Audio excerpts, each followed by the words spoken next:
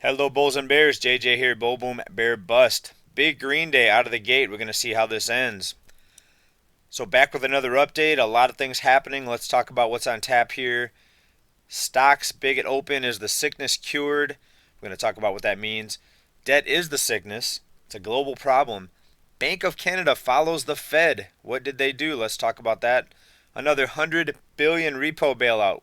Why not a trillion? We'll answer that question. Never let a good crisis go to waste. Stocks dead cat bounce.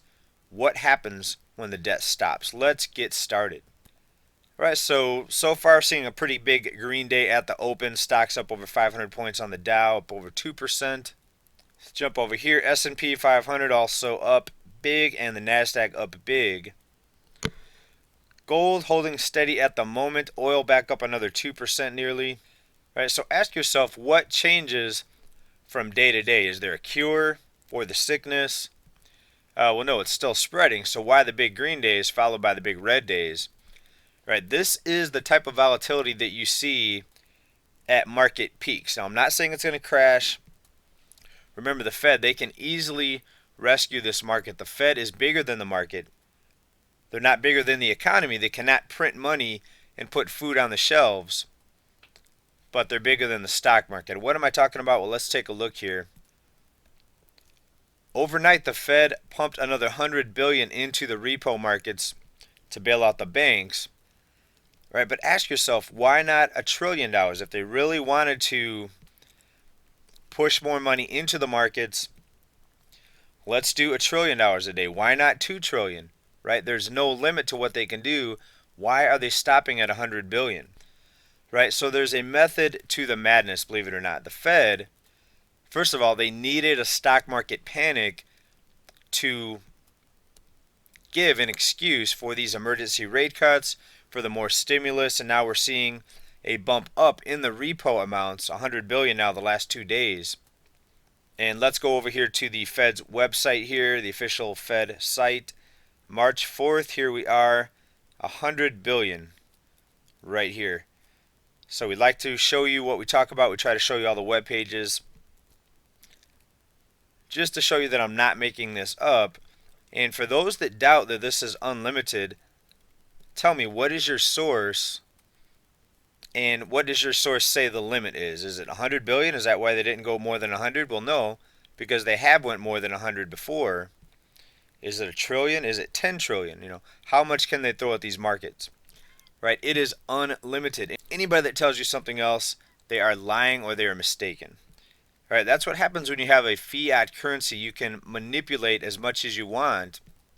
And think about it. Of course, they're not going to let the stock market go up in a straight line. That would look unnatural. And then even the casual observer would be onto the manipulation.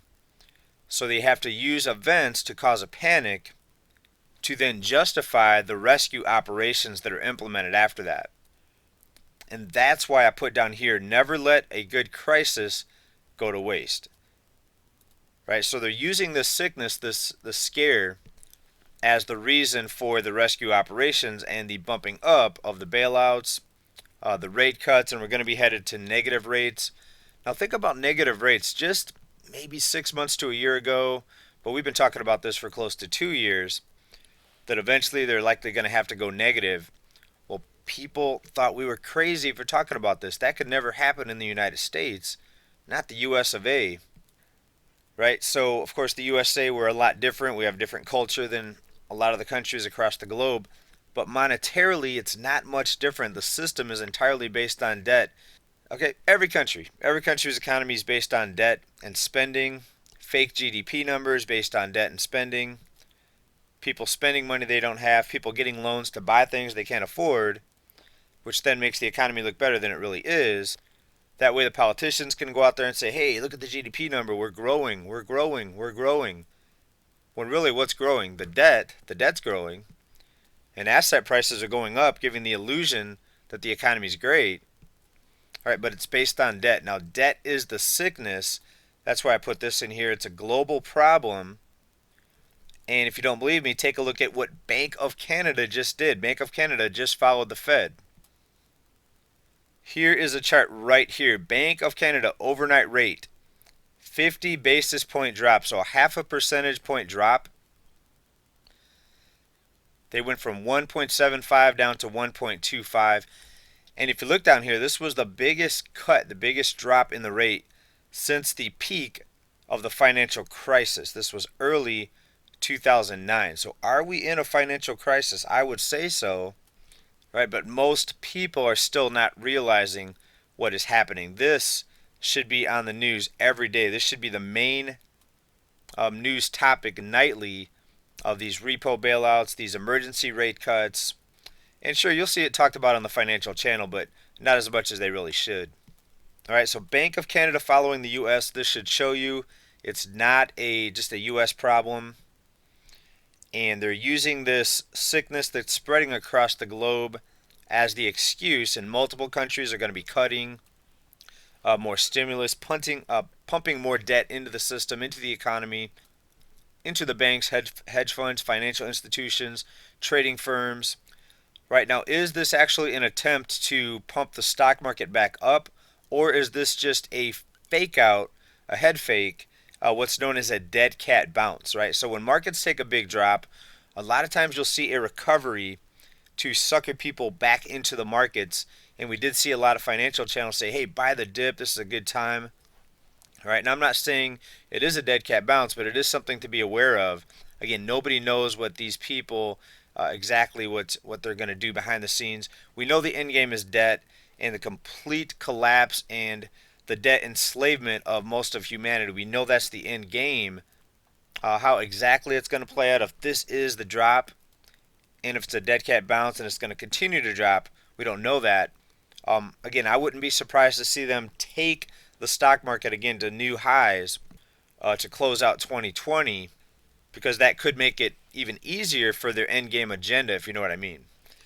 Right, remember two key words: first term, first term. So think about that when you're analyzing this to see if this is a dead cat bounce. Is it going to go higher? Why pump 100 billion into the repo markets if they were not trying to keep this propped up? And why stop at 100 billion? Why not a trillion? Why not 10 trillion? Right? Maybe double the stock market and do 500 trillion. Right? But see, that would be too obvious. Even the average person who has no idea how this works would wake up very quickly to that type of manipulation. So they can't do that. They've got to keep it under the radar. But yet it's got to be big enough to put confidence into the markets, and again, enough liquidity flood to actually make the markets move. So this is what it is. It's completely manipulated. I hate to say it, but it's the truth. All we can do is watch the string pullers, watch the manipulators, think about the big picture, get out of your left-right paradigm, right? This politician, that politician. You get out of the box and prepare for this, because something big and ugly is ahead of us. And honestly, I do hope they keep it propped up for a while longer to give us more time to prepare. Right? But think about what's going to happen when the debt stops, when the backing of this market stops, when the repo bailouts stop, if and when they decide to stop. Ultimately, they will. Nothing lasts forever. There's an agenda here. But ask yourself, and you tell me down in the comments, what's going to happen if the debt stops? First of all, the markets would collapse. You would see major panic as people's retirement accounts would lose their value overnight. Right? You'd have spending pull back because of the panic. You would see a tsunami of massive job losses, layoffs, foreclosures, bankruptcies, people getting their cars repossessed. I mean, we're talking about potentially a Mad Max scenario in a matter of days. Empty store shelves, violence and crime because people are running out of food. They're going to come after what you have. You can bet that. They're going to come after what you have. All right, this is very serious. Now, sometimes I do talk very lightly and jokingly on this channel because there's not a lot I can do about it. We're pretty much stuck in this. We can prepare, but we can't change the system. We can't change the world. But we can be prepared, be aware, and let's try to think through this together. You know, what's going to happen when the debt stops? What are you doing to prepare? Let me know down in the comments. Is this a dead cat bounce where they sucker people back into the market at the top and then they bring it back down? and they burn all the people that thought the market was going to continue to go back up. Right? It's possible. I'm not taking anything off of the table. Anything's possible in this economy. If you would have asked people a couple years ago that they were going to cut rates and have a president begging for negative interest rates, people would have said you were crazy.